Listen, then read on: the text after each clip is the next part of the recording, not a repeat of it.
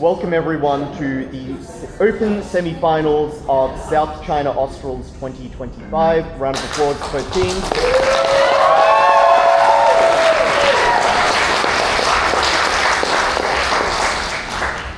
I'll be your chair for this round. My name is Udai. I'll invite the rest of the panel to introduce themselves, going left to right. My name is Umar, all the best. Sunghyun, all the best. Aisha, all the best. And I'll then invite the speakers to introduce themselves, starting with side affirmative. Niamh speaking first in reply. Gypsy second. Ali third. And side negative. Hi everyone. Willow will be speaking hello. I'm Ian, second and reply. Ridu third. And could I just get the vetoes from both sides? Both vetoed the bottom motion about inpatient treatment. Fantastic. All right. The motion for this round reads, Infoslide, for the purpose of this debate, party drugs are cocaine, ecstasy, ketamine, LSD, and GHB. That, as drug reform advocates in Western liberal democracies, we would prioritise progressive public health narratives, e.g. harm minimisation, over libertarian civil rights narratives, e.g. bodily freedom, when discussing party drugs. Without further ado, I would like to invite the first affirmative speaker to commence the debate.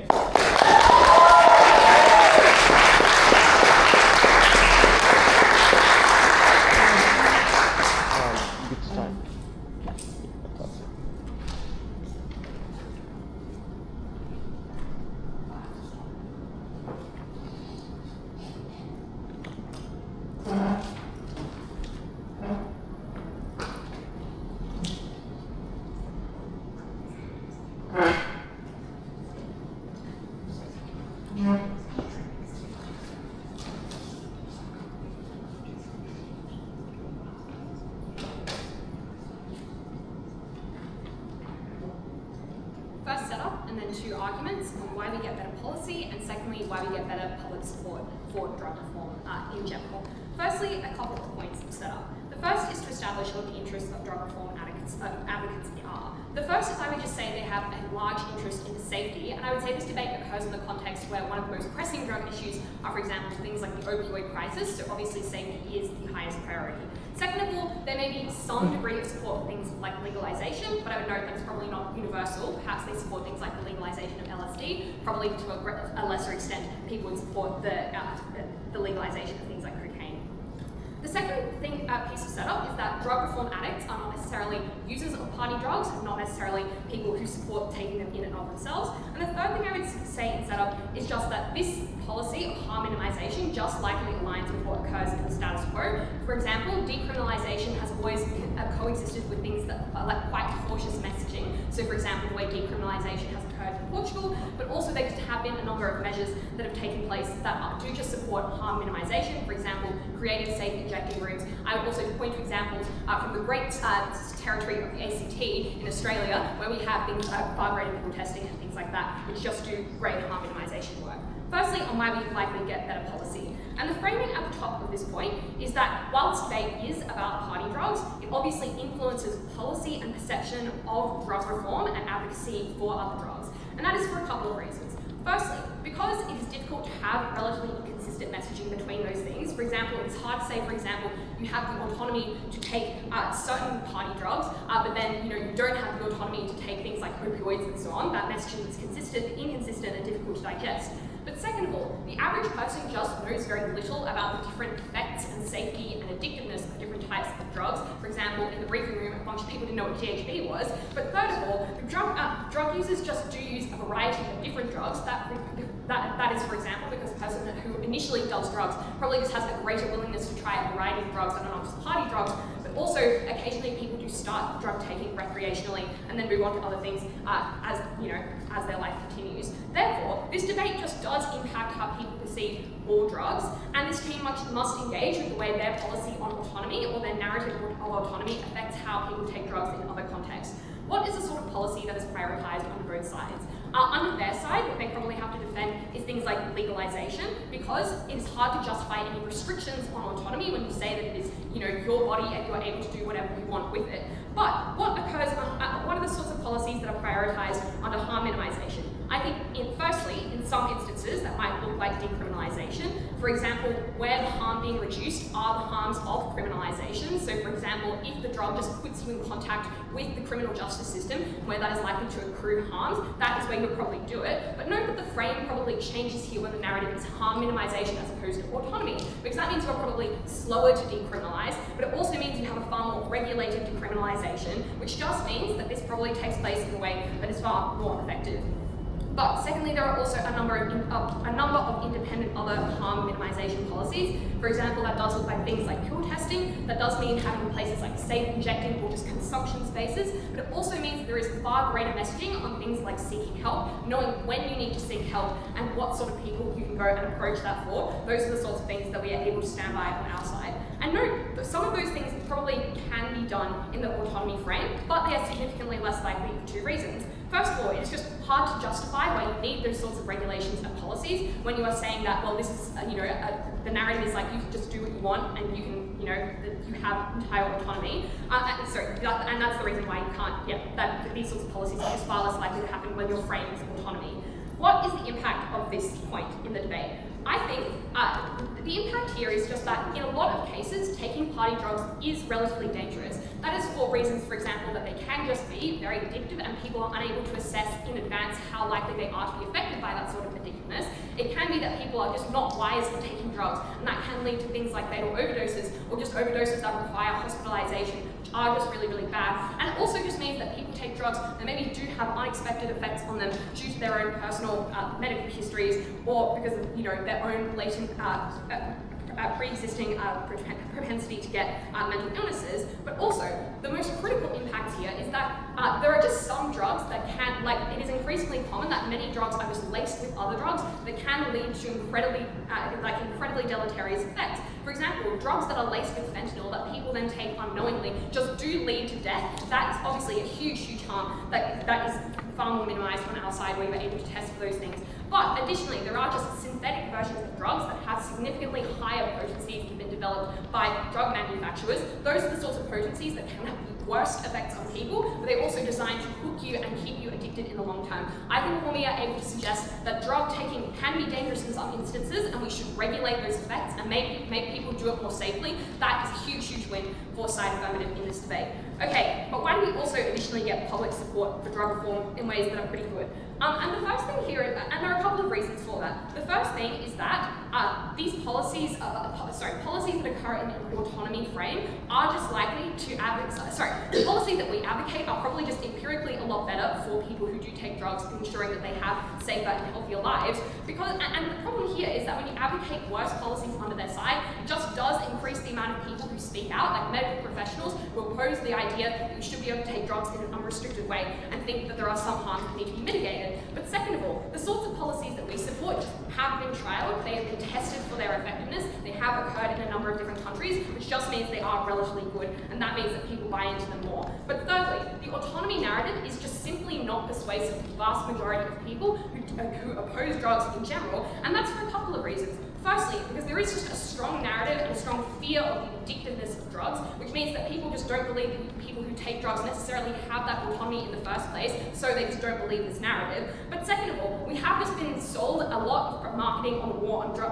during the war on drugs, which just links things like drugs to family violence, to crime, which just means people are scared of it. They don't think you ought to be able to do something to yourself that is going to have harms to other people. That just means that autonomy is not persuasive to the vast majority of people when it comes to drugs. But fourthly, why we get greater public support, I think there is just far more sympathy for the sorts of people who are negatively affected by drugs on our side. Because it is not very sympathetic to be like, oh, well, having a good night is important. But it is far more sympathetic to say, for example, that one person who makes a mistake as a young person and engaged in something that they maybe now regret, but also harmed them in some way, is probably far more sympathetic even to the sorts of people who oppose drugs in general. That is obviously far, far better. Why in their world do they not get the harm minimisation benefits we explain? Firstly, you just have greater pushback because you have assembled a far greater coalition against you because many people oppose the autonomy narrative. That just means people who are conservative, families, people who are health professionals oppose you. That just pushes the needle further back on drugs in a really harmful way. But second of all, it's just hard to justify doing any sort of harm minimisation policies on their side because because it's hard to explain why we ought to protect people when we've said that those people ought to, make their own, have their own choices unrestrictedly. But also, those harms are just viewed as your fault. This is incredibly impactful in the debate because it means that we just get better policy and we get more of it. And secondly, because you just have far better treatment of people who are addicted to drugs or any people who take drugs, which is just incredibly important, not just for people who take party drugs, people who are addicted to opioids or those sorts of things as well. That is far, far better. We also just get we get far better education on drugs in general, which is far better for health professionals. I'm very proud to stand on the side of harmonisation and reduction.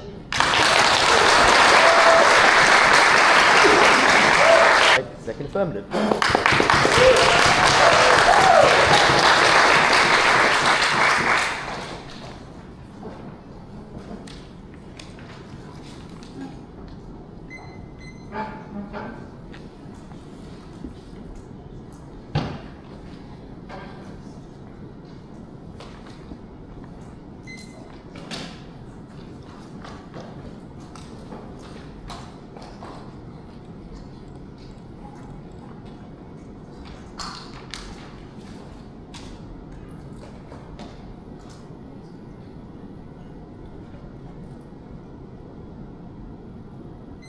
This team's arguments as to why harm minimisation is perhaps in some instances unpalatable and hard to do explain why even if they get their best case of a legalised world, it is one that is still antagonistic and hostile to drug users, which is one in which people are still unwilling to spend the additional resources on protecting people who have cocaine that is infected with fentanyl. It is one in which people are still unwilling to message about the risks that these have and where I think people are just far less able to opt into taking drugs in a safe way. Drugs are dangerous. What we need to do is minimise the harms. Two things kind of in, characterizational framing, then on buy-in, and finally on why people just take drugs more safely on the outside of the house, which is obviously in the interest of the movement I'm talking about. Firstly, this team says it's actually very easy to differentiate between party drugs and other drugs and refute the claim we make at NIamh, which is this is generally about attitudes towards drugs. I just think this is untrue. I think people are not that smart. I think your average person does not know the difference between heroin and cocaine, maybe superficially, maybe a bit in the movies, but I think because of years of war on drugs rhetoric and anti-drug rhetoric, people tend just to associate all drugs as being addictive and quite harmful. And I think that means the attitude you take towards party drugs is really hard to communicate in a nuanced way towards other things. But secondly, I think it's that their argument is confusing. These guys are like, you should be able to do whatever you want. Why can't you do opioids? I think drawing that line and explaining why things are different is just a difficult argument to communicate. And that means that unless people read everything this movement is doing, it does just shape overall societal attitudes towards drugs in that instance. Secondly, they say that legalization should be the primary goal of this movement. I would just refute that this is not actually what this movement currently, or it's not their primary interest currently. And that's what I would say most of the people who are in the drug reform movement, is that what they're called, the drug reform advocates, are often people who are brought in because they know people who have suffered from taking drugs and who have suffered from the harms of drugs. And that's the most compelling thing. If you have a child who took cocaine in a club and died because they overdosed on fentanyl, that is the thing that compels you to join this movement and to push for reform and better treatment and better policy surrounding that. If you know someone who has been criminalized because they have marijuana, that is what prompts you to join this movement in many instances. People who just like drugs for fun aren't really the people who are compelled to push for policy change there. So I just would refute that this is actually the goal. But secondly, I think we can still stand for decriminalization and legalization. And I think this means that a lot of the things that they suggest we have to cop, as we'll explain later, which I think is often,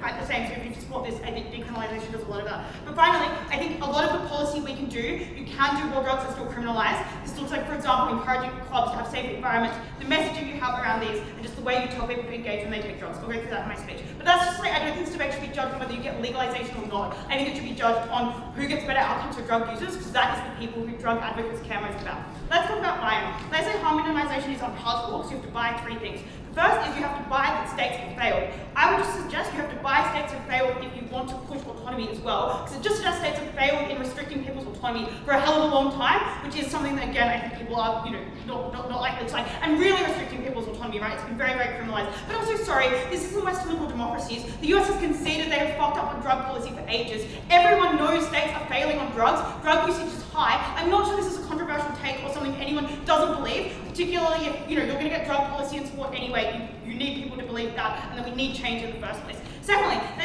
say that you need people to be willing to give a lot of additional resources to drug users under our law to get these policies. I think firstly, this explains again why legalization in their world is a hellhole, because they don't get resources for drug users. But secondly, I just think a lot of the policies we stand for are not that intensive. Things like decriminalisation is the same cost as legalisation, if not less so, because you don't have to do things like regulate, commercial industries and stuff like that. A lot of this is the way private actors respond to drug users. What do university residential schools publish about this? How do schools educate their children? That sort of stuff, no cost in that. Finally, I think it is only on the outside that you get willingness to spend on drug users, and that's because you make drug users a sympathetic group, because you do focus on the kid who does take a drug and has a harm accrued, and the way you could have prevented that happening by better testing, better education. It is under their side that you have people unsympathetic towards these groups, because you do them as partiers who just want to take drugs. I think people in the US are incredibly willing and ready and eager to fight things like fentanyl inculcation in cocaine, are willing to implement the sort of harm minimization policies we have, even when it comes, for example, decriminalization like marijuana. They did that not because they thought marijuana was fun, but because they thought they focused on the vulnerable people associated with it and were willing to spend on those people.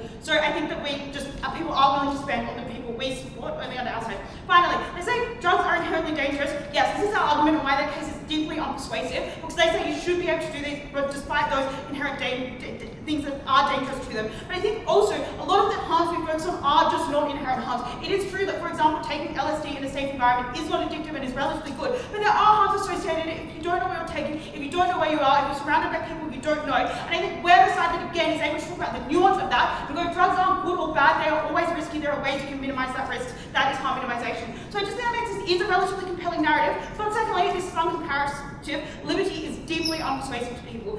They say harm minimization relies on the empirical truth when they talk about liberty, whereas you can kind of, be vague and focus on fundamental principles under liberty. Sorry, maybe this is still about harm minimization. I think, this is true, it does rely a little bit on empirical truth, but it's not speculative. The research is in and incredibly suggestive that things like safe injection spaces are just incredibly good in these instances. But I think also this concedes that it's actually good to have evidence that can back up this stance, as opposed to bias-based arguments that can be rebutted in a lot of instances. How do people rebut autonomy? Because I think they do so incredibly easily. They say, firstly, drugs take away your autonomy because they are addictive. Even if this isn't true, many people believe it is, it defeats that argument. Secondly, they say, sure, even if you have the autonomy to do this, the impact on your family and your community when you take these drugs is such that we should still be able to restrict it. This is the war on drugs messaging. It is an increases crime. It targets young people and predates upon them, and then they take drugs, and that is the harm of it. Autonomy does not respond to that. Finally, I don't think this again explains why even if you should have the autonomy in some instances, you do in all instances have informed consent, and that's what we explain about how drugs often are dangerous, you don't know what you're taking. People point that out and go, this person doesn't actually have the autonomy because they cannot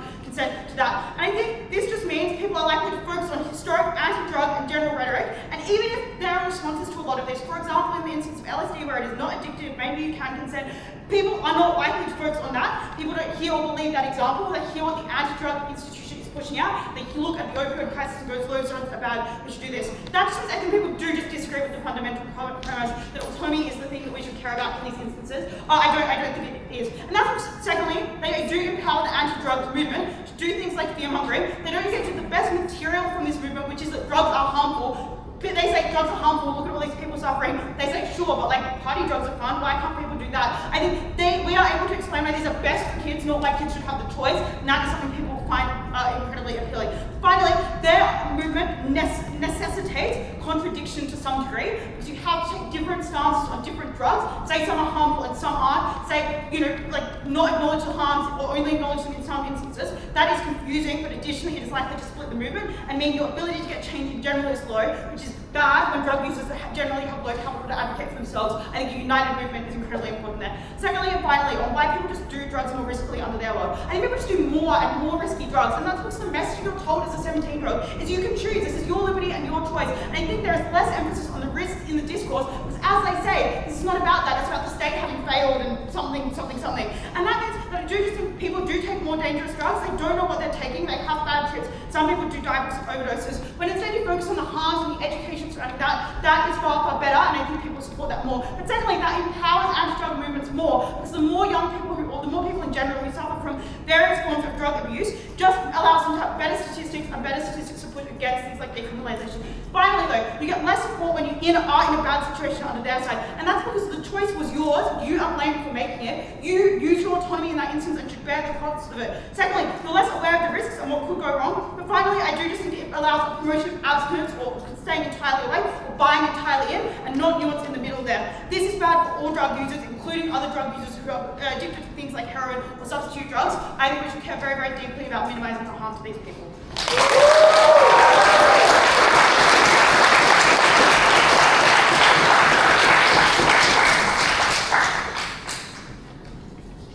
thank you to the second affirmative speaker for that speech. I now invite the second negative speaker.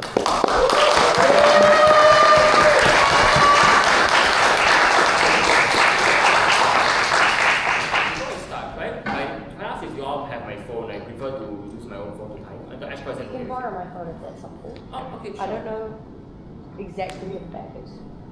I'm good with anything.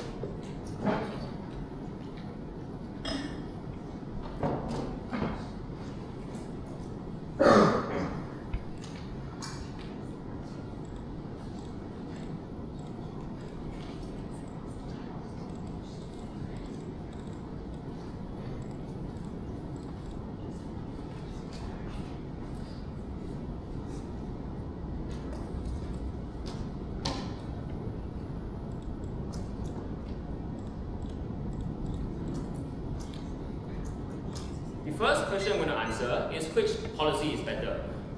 It might be the case that supporting autonomy might lead to legalization. It might be the case that supporting harm minimization might lead towards this Nordic model. But at this point, you are not a hyper-powerful movement. You're a movement which hasn't gotten policy wins yet. In the state, you see a status quo of hundreds of thousands of people dying presumably of overdose, and individuals being criminalized for things that are either A, within their autonomy, or B, not their fault. This means that which policy you end up at is speculative. It is years down the line after your advocacy has already succeeded. The question you should value far more in this debate, therefore, is which form of advocacy actually gets more buy-in. And the reason for this is that it is quite unlikely that we're so successful that we can actually pick and choose which policy to support. We can pick that later down the line. But even if you don't buy that, we point out that complete legalization with no rails at all is a bit like saying we'll be so successful at solving climate change, the earth will get colder, right? Like there's so many forms of pushback against complete and unrestricted legalization, such as the broad war on drugs, such as war on drugs messaging, that it's not likely we'll be so successful there will be completely no guardrails at all. That's just absurd. But I will now explain to you why our policy of complete unfettered access is actually better. This is because controlled restricted access works only in Sweden. It works only in Finland. These are Nordic states with extremely comprehensive healthcare systems that can cover everyone who needs to use drugs in safe, controlled environments. The question you ask yourself is, what about everyone else? Other states, other Western liberal democracies around the world, in America, in the UK, have overburdened healthcare systems. These are systems that cannot offer drugs to everyone who wants to use them in a safe and controlled environment. This means on their side of the house, drugs are still criminalized for them. They're still doing them in back alleys and overdosing and dying. And it's criminal because they've not done it in the proper place. Complete legalization allows us to protect these individuals as well, and allows them to go access healthcare if they need so as well. Quite clearly, legalization is better, but as a policy, but also we should talk a bit more about buy-in, which I'll talk about now. I think there's a bit of a deadlock at this point in the debate, and I think that there's really no point going further on the way this deadlock, right?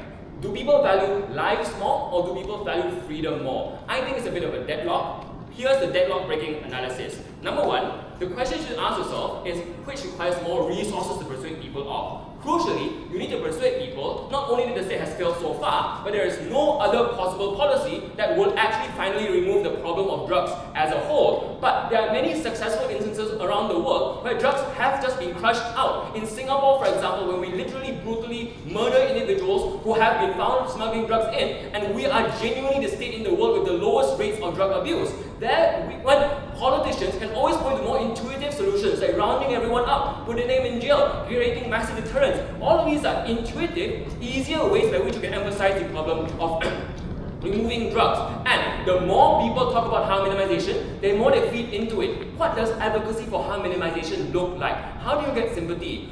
Talk about people who've overdosed. You show their faces on your posters. You tell their stories. But every face on a poster, every story you provide is another reason of why we want to ban drugs harsher, create harsher punishments, create more deterrence, because these are the victims of drugs. These guys think they're harm, and the public only thinks like drugs are harmful if you overdose. The public thinks drugs are harmful if you take them at all. This means then that on their side of the house, this creates way more ammo for people to advocate for even harsher crackdowns, even more brutalization onto minorities. But I'll go a step further. The individuals who believe in policy evidence from Sweden are individuals who are already liberal, individuals who are already engaging extensively with liberal media, and therefore have the time and energy to be able to engage with this politics. These guys preach to the choir. Individuals who don't have the time, energy, or education level to go through all of these nuanced policy discussions who will just take the simpler solution are the moderates and conservatives. These are the individuals who are not buying into the movement already. These guys then might get more marginal wins on people who are already educated, already university students, already liberal, and therefore already likely support the movement. What's the comparative? Liberties are important to people in Western liberal democracies, or so I've heard. Or so I've seen on TV, when all of y'all go on the street and fucking die so that you don't have to wear a mask. It seems weird to me, but for some reason you're not willing to do it. For some reason, people are genuinely willing to fight and die on the ground of liberty, over their physical bodies, over their health, over everything else. Liberty is critical. You enshrine it in your constitutions. You build entire political movements around it. You have movies catered to how heroes are fighting for liberty. You narrativize and glorify people like MLK who fought for freedom. Your founding fathers are founding fathers because they have freedom, because they fought for freedom from Britain. These are all the ways by which we fetishize and glorify freedom in Western liberal democracies, to a point which is frankly quite puzzling to me, but incredibly persuasive to all of you. All of these are ways by which individuals overvalue freedom. They tell you that drugs take away your freedoms because they're addictive. But I would suggest to you that there are plenty of things that are addictive, and yet you don't oppose them. Sugar, not exercising, being lazy, like TikTok. All of these are all ways by which people can be addicted to something, yes, but we still defend their freedom to go and do it, right? Like we are able to draw a parallel there. So all of this therefore means, now on their side of the house, even if drugs take away your autonomy in some instances, people will still go to the bat and fight like hell to keep the autonomy, even if, for example, you all die of COVID afterwards. Stop, sorry lah. So what does this mean? This means then that even if you're not sure which people value more, freedom or life, the deadlock breaking analysis is it takes way more effort to talk about each instance of life. It takes way more education levels to comprehend it. It takes way more time. This means you can persuade way fewer people. And the people you persuade are people who are already persuaded. These aren't the target audience you ought to reach out to. I will not rebut everything else. They tell you that, well, if you talk about liberty, we can then no longer regulate, for example, things like what types of drugs people can use. For example, people will go and use opioids. Hello, like number one, obviously, if you say people should be free to take certain types of drugs, it doesn't mean people will think, oh, I'm therefore free to take every other type of drug. We can still say you should be free to do something, and yet there are possible extreme harms of doing it. For example, I think it is your God-given right to go and eat 20 cheeseburgers tonight, but I can still tell you, you should not do that because you will all die of heart attacks, right? Like just because you think that people should be free to do something, doesn't mean we cannot warn them against doing particular variations on it. But even more than that, it assumes that the drug movement is so incredibly successful that drug advocates saying we should be free to do something means that all policy wongs, all high school students buy into it so much against every other countervailing force on the face of the fucking earth. Their parents, their teachers, their ministries all telling them about the harm of drugs. Clearly, there are just other ways for which we can inform people and are informing people about the harms of drugs. Clearly, people don't buy into it to an insane level as a result. Then they tell you that, well, it means that we're not able to provide other forms of aid and other forms of help. The flip here is that people don't want to provide this. Think about it. You have to persuade someone that their God-given tax dollars has to go towards purchasing cocaine and giving it to an addict. This is an incredibly unpopular policy platform. Investing massive healthcare resources into drug rehabilitation centers is costly on states which already have overburdened healthcare systems. This means then that it is the flip here is that it's incredibly politically unpopular to do all of these things. These guys get nothing. These guys debating about which ideal policy to do is like asking what society should we set up on Mars. Let's try and get there first. They lastly tell you that there's going to be a split movement because some people recognize that liberty is important, some people recognize that harm minimization is important. I can easily counter assert that liberty is important to lots of people within the drug movement. Lots of them are liberal. I suspect many of them do end up using drugs. But we can also point out that the way by which we can advocate to the public is different by the way by which we can talk about things internally, right? And we can tell the public that we need to value freedom, but internally we can go, yes, we're doing it for harm minimization. And to be clear, if we legalize drugs, if we no longer have people dying on the street for it, we also get a minimization of harm. If we de-stigmatize drugs in our side of the house, if we have less harsh drug policy, if we have more allowances given, if we shift the overden window, that also minimizes harm, that also ensures people support us.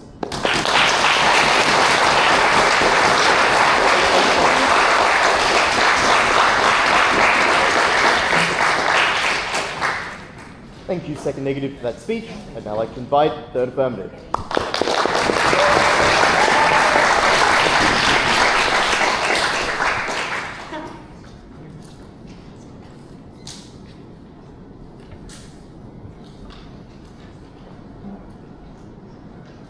If you asked a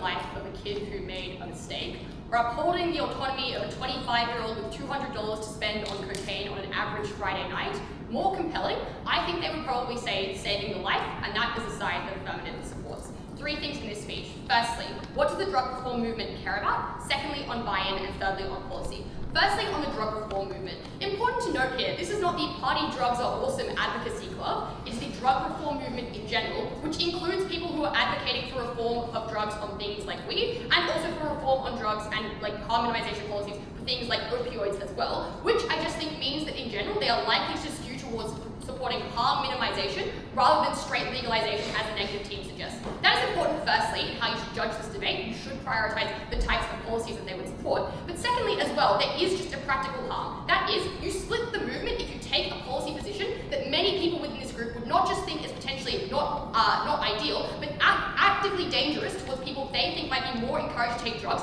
that they already are relatively likely to view as dangerous, because that is why they support these harm minimization policies in the first place and do so in the status quo. Secondly, on buy-in. Okay, firstly, is liberalism palatable? Because their claim is just everyone in Western liberal democracies loves freedom, rah, rah, rah. I think it's important to note that people in Western liberal democracies are totally okay with restrictive laws across many aspects of society.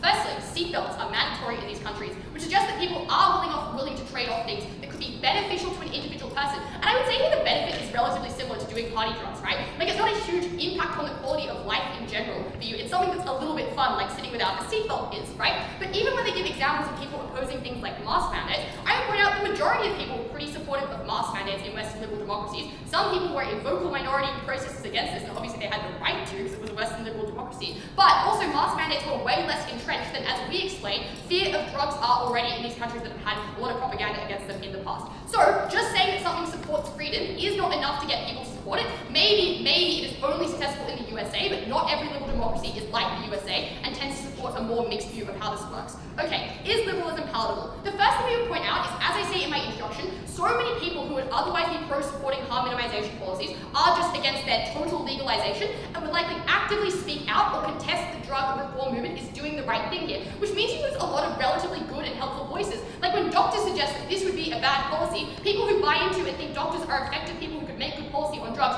now no longer support the drug reform movement, so you get less legitimacy there. But the second thing that we point out, and is not responded to down the bench, that comes out at first Affirmative, is that this is just an uncompelling argument because it can be responded to. That is, taking drugs perhaps allows you to have autonomy in the moment, but if you believe they are addictive for you later in life, that then undermines your autonomy as well. So even if people really care about liberty, they are still compelled by the alternative argument that drugs undermine your liberty in the future, and therefore we should stop people from harming themselves in the long term, as opposed to prioritizing their liberty in the short term instead. But secondly, we also point out that many people just buy into the idea that drugs harm other people as well, so they care more about the liberty of everyone else whose lives might be harmed by something going wrong with this legalization, as opposed to just a single person there. People do care about liberty, yes, but we explain that there are other trade-offs that they make, and they don't just care about the individual's choice, they also care about how it might affect other individuals who might be harmed by this as well. But the second thing we would point out is it just is deeply unclear why the benefit of this liberty is particularly compelling. It took several decades to convince people that gay marriage was something that we ought to strive for, and conservatives and people who did not buy into it. And that is something where the benefit is very clear, that is, you get to live with a person who is the love of your life and marry them and commit to them. And the harm is very small, like there's not a big harm to anyone else. But we say that the practical harms of drug use are much clearer and much stronger in people's mind, and the benefit is smaller. So in this instance, it probably demonstrates that in comparison to that, this would take way fucking longer. Finally, the third thing to note here is a lot of it is just fear. They tell you at first negative that parents are scared of their kids trying drugs at clubs. Obviously, if parents are scared of their kids trying drugs at clubs, just saying, well, it's your kid's right, doesn't convince a parent who's scared of their kid dying in that circumstance, and they're much more likely to be convinced by harm minimization here. This is very important, because what I've explained here is not just that this is not a benefit, but an active harm. People find this uncompelling, they go back against drugs when this is the thing that you support instead of harm minimization. So they push the needle actively backwards, and that is when you get the things like drug crackdowns that they talk to you about under their side of the house, because when people are actively unpersuaded or think taking drugs might be dangerous, then they go to the sorts of methods that they're talking about to try and encourage people from avoiding doing drugs whatsoever, as opposed to only doing drugs in certain circumstances. We explain commensurately why harm minimization is likely to be effective. We explain things like there is true empirical real truth that harm minimization stops people from dying if they are going to take these drugs in either well, and as well it has been happening in status quo as well. The policies that this side sports is not we would buy cocaine for addicts. It is things like pill testing that does exist in the empirical status quo in some parts of the world. But also we explain that you get buy-in from the most palatable parts of society. So when doctors say this would make their jobs easier if you had more robust harm minimization policies because people came into the hospital earlier, that is then people that conservatives and moderates are also likely to trust. But also you could frame it in the sense that people have made a mistake, it was silly, but it was a mistake, and we should still give grace to them in this circumstance. What happens under their side of the house is you're saying people can make whatever mistakes they want and it's an actively good choice, and a lot of people find that compelling. They get the most repressive policies when they fail, and as well, because they encourage people to actively do it, you don't get any harm minimization policies that can occur then at the same time when that happens. Okay, secondly, on policy, can you get harm minimization with legalization? I think you can't for a couple of reasons. Firstly, because they already acknowledge that harmonization costs a lot of money, and for all the reasons they give why it might be politically unpopular, it becomes more politically unpopular when you suggest that this is a choice that people make. So, deeply unclear why they're going to legalize it, and then spend a bunch of extra money that they say is too expensive for us to also make things safe when they legalize it under their side of the house. So I think that's just better there. But then secondly, to get people to buy that this is a choice that people can buy into, I think you need to do a lot of health washing of drugs. Like you need to kind of not talk about the dangers that it poses for people to believe that it is really an active choice here. And so this is why you also don't get the harm minimization stuff, because they tell you they don't want to show you images of people really struggling to make it persuasive. So in that case, when they do legalize it, the fact that people are going to struggle with this is not going to be front of people's minds. And for the period of time that you do legalize it before you perhaps go back to having some restrictions, that is people dying when they have to deal with things like drugs that are laced with quantities of other things. I would give the analogy to this here in Western liberal democracies to things like alcohol, which probably would be better if they were much more restricted than they are right now, because people buy into the idea that they are relatively good for personal liberties and people all make that choice. They are just not restricted to a meaningful degree, and people are not offered the same amount of help that they are currently with harm minimization policies that would exist alternatively as well. I think that is probably what happens under their side of the house and the types of policies that they promote. I think at the end of under their side of the house is that many people believe is, yes, people can buy into it, but it's a risk you can take. There are many risks that we can take in society, and people sometimes have to suffer the consequences of those risks. And if you accept that people can take risks and deal with the consequences, why would you give societal help? It's an individual choice that they talk to you about so strongly. So it's unclear why society would spend the heaps of money that they suggest is a hard cost to deal with on harm minimization. But the final thing to just note here is that the good can be done under our side of the house with decriminalization. We point out the buck doesn't stop with harm minimization. Often drug reform advocates do suggest that criminalization is a harm. The difference is we support decriminalization, not active legalization, which means you move slower, it means you get the benefits, it means you're able to test how this would actually work before you introduce it in the first place, and it means you can take steps much more slowly.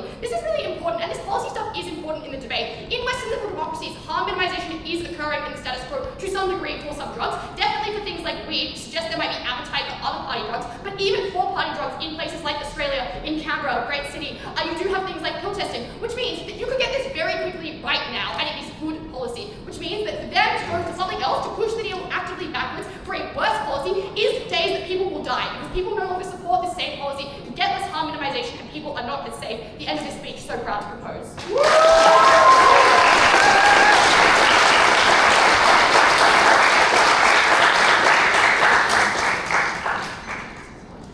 Thank you, third affirmative, for that speech. And now I can invite the negative.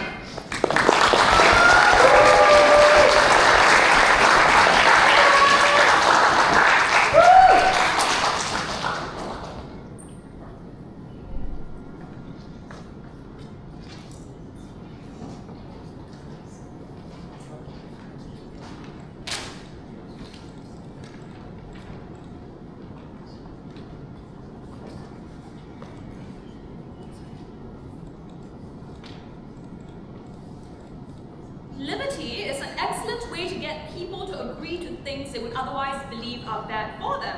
Arguments about bodily autonomy turn science on its head when vaccines are not mandatory in countries, even if the risk is death or the death of others. And no, this is not just anti-vaxxers, that's why we don't make it mandatory.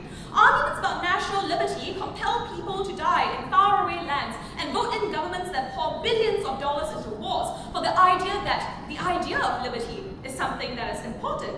And arguments about your right to money at the cost of state tax revenue are the reasons why, despite the fact that public services are terrible, people don't want an increase in taxes. These individuals are not the vocal minority, they are not the exception. At this point, you ought to believe that people have a revealed preference for liberty.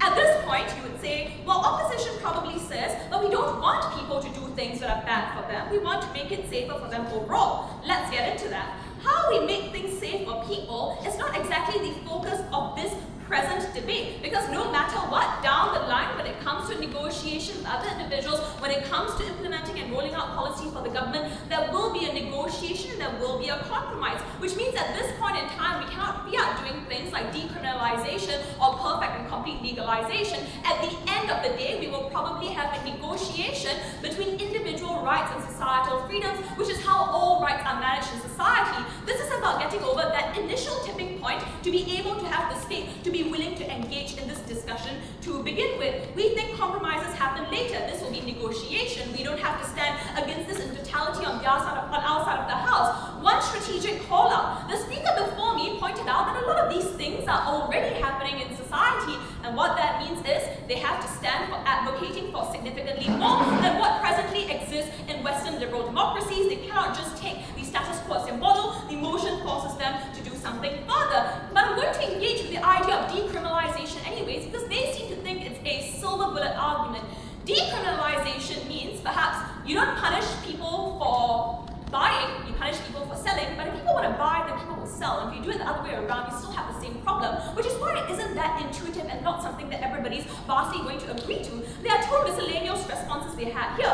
The first is they tried to model the individuals who are part of the drug reform movement, and they say these aren't people who want to have fun, these are people who've experienced loved ones dying and see the bad effects of drug. I want to do a way up here because I think this probably consists of both groups of individuals, but the individuals who have had a child die of drug overdose don't say we need to make this safer by decriminalizing the buying of it, because that's how more people's children are more likely to access this. Even if that is the case, the people with the worst personal experiences are often the people who are the most hardline against it, because that helps them err on the side of caution. Believe what my earlier speakers told you about the way out. You don't know what type of society you'll want to live in after, and people who have had those terrible experiences have negativity bias, and therefore they're more likely to want to stand against it than on our side of the house. They are the ones who say we should have been stricter. The next thing I'm going to talk about is how exactly we get help to the individuals who do drugs, because the current metric by which this team wants to win the debate on is to say that if people are going to do it, how best do we help them? I have 3 layers of response. The first thing I will want to note that it is just not true that when we recognize something as a right, we fail to provide people with help for it. Think about this. In many Western liberal democracies, things like prostitution or OnlyFans are legal. This does not mean that we say those women deserve everything bad that's coming to them. A recognition that individuals have the right for things is not a sinister recognition of the fact that they ought die by those rights, because we think insofar as you have a right, it ought to be well and meaningfully exercised. The second thing I want to note is that the individuals who disagree with this, as they will in any given society, i.e. the protective parents, are going to set up groups, they're going to support charities, they're going to support NGOs for people who make mistakes and have been tricked by liberalism. That's what happens on any side of the house. If we look at the status quo, people smoke themselves to lung cancer, people drink themselves to liver cancer, people do a whole host of things that's bad for them, and do we as a society go, you don't deserve a kidney, you don't deserve a liver? I just think that's empirically and factually untrue. We have sympathy for people who make mistakes, because even if they were caught up in the pleasures of hedonism at the moment, we say that that was a bad choice and they circumscribe their own autonomy, which means their argument on reduced incentives is unlikely to necessarily meet the case. We're still likely to help those people. In comparison, I think Ian's material is still left standing, and you ought weigh this higher, because Ian explains to you that if they want to do the best case outcomes of their side, i.e. decriminalize, provide people with those resources and support, that's still a very high bar for what the state necessarily has to provide, and that would exist on both sides of the house. In comparison, our clash was not determined on the state willing to do things, so that was hard. We said other groups of people would do so anyways, regardless of what the state did at the end of the day. That was important for them, but it was not necessarily important for us. Now let's talk about the climate that they explain, because they say that there is a widespread fear of these types of drugs, that these drugs are incredibly bad. Well, a couple of points of response. The first thing I would want to note is that arguing for harm minimization involves highlighting the stories of people who have suffered harm. So if they want to talk about a climate of fear, they exacerbate it to a point where they are unlikely to get the types of responses that they want. Because when we say we want to minimize harm, the state says we can minimize harm better. We can minimize harm in a way that doesn't require taking a gamble, because we can just be stricter about it. They never really prove why the response of the state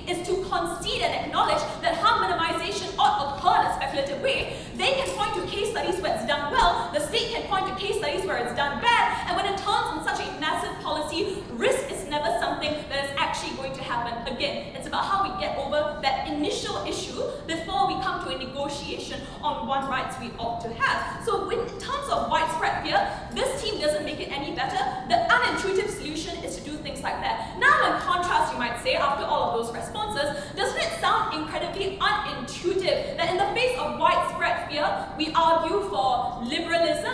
The reason why this is structurally unlikely to be the case is because it is a much easier thing for people to reconcile. These are for two distinct reasons, and the first one is where I flip their claim on sympathy, because they say we need sympathy for these people to be able to help them. No, risk, like, check your notes. Wheeler's argument on how we silo individuals when we talk about individual rights and liberties means that we don't have to have the sense of widespread sympathy. Their side requires sympathy for people who do drugs. Therefore, we decriminalize it for everyone so that those people can get better outcomes. That's a harm that people think are likely to be imposed upon the population at large. Versus if we say it's an individual right to take drugs, the way it's an individual right to smoke and drink and do whatever else you want, we don't necessarily say that this is something that ought to apply to everybody else, and we can have targeted help for the individuals who are unable to control their own rights per se. This is why we don't necessarily need sympathy, but they don't necessarily get it either. The last thing I wanted to point out is the bar in which you need to believe to be able to reach the outcomes that this team wants to push for. Because you need to believe that the state can't crack down. You need to believe that legalizing means safe help. You need to believe that, say, decriminalizing means that even if people aren't allowed to sell, that people won't buy. These are many hoops to jump through. For better or for worse, liberty is a great way to get people to agree with things that would otherwise be bad for them.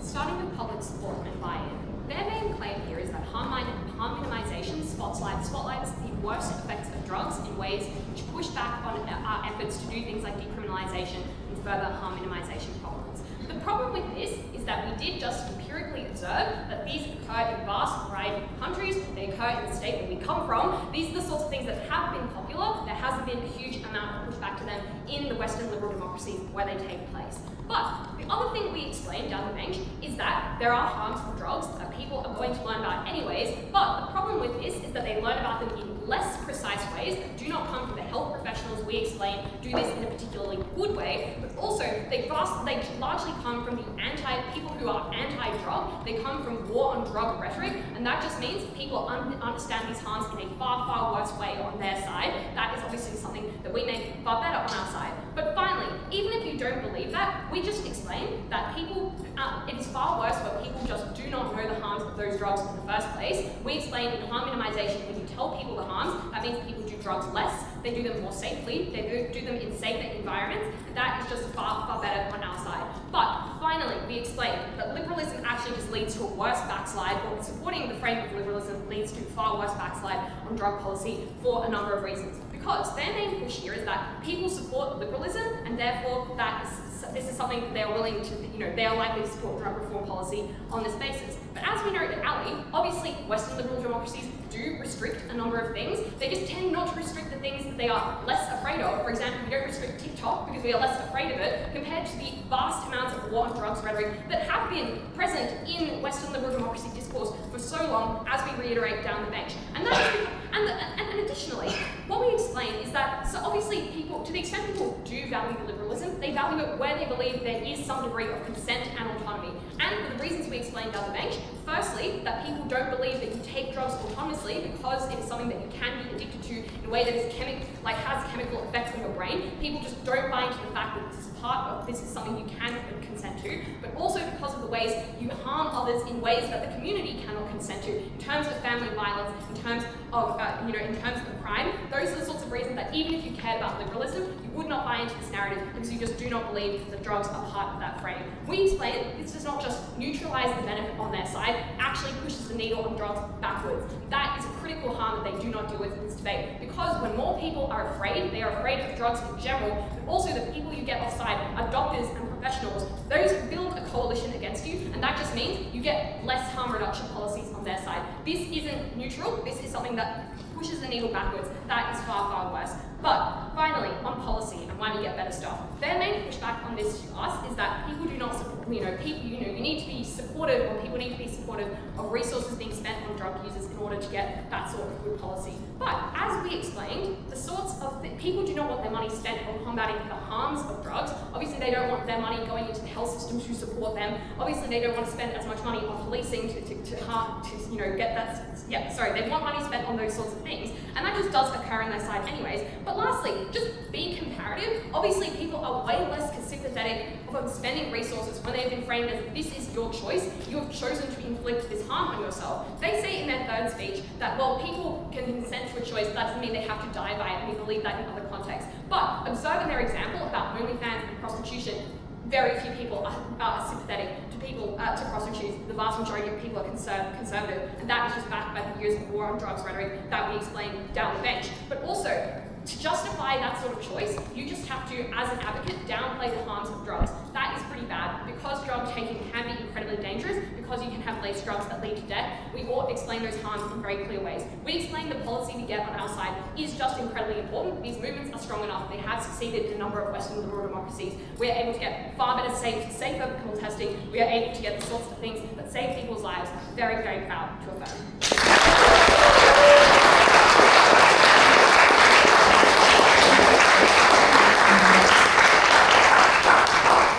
Thank you, F Reply, and thank you again to both teams. Congratulations on making semis.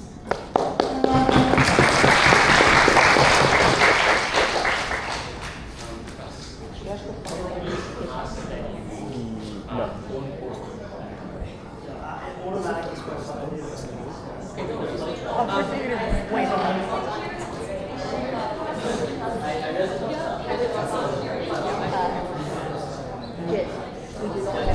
They must be.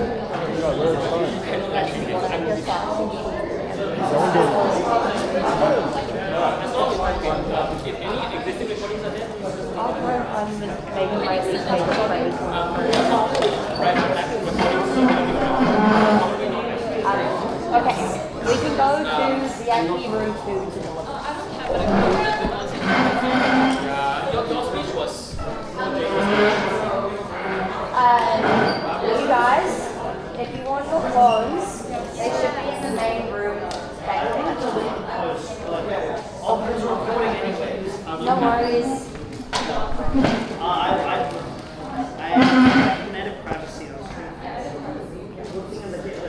And if you can't find them, Jerry's in charge of it.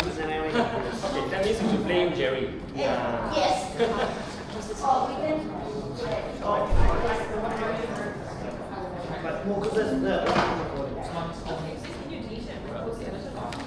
Yeah, so I might just delete the live stream recording. I don't know how to edit it. And then you can get the yeah.